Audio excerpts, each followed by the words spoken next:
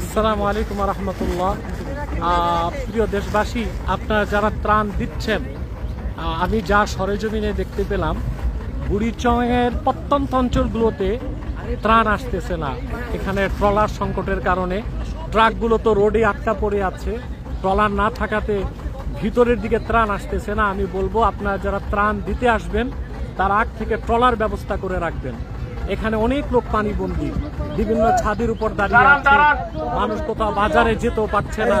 অতএব আমার মনে হয় এই বুড়িচংয়ের প্রত্যন্ত অঞ্চলে আপনারা একটু আসুন ত্রাণ নিয়ে, এদিকে মানুষের বেশি কষ্ট হচ্ছে। সবার জন্য আসতেছে, সবার জন্য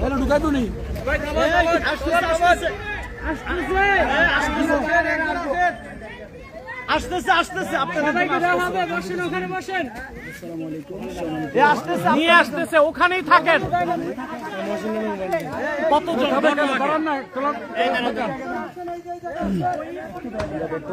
বলো, মহিলাদের আসতে হবে না?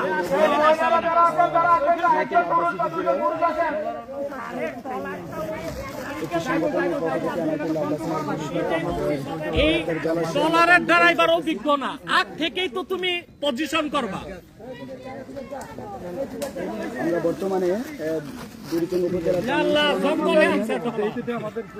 জলায় ঢুকতেছি। পয়াতের জলার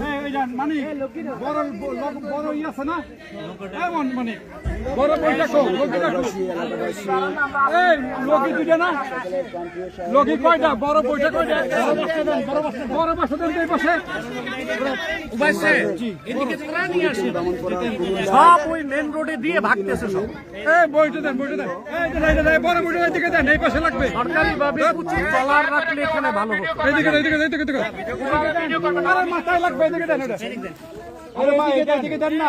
মানুষকে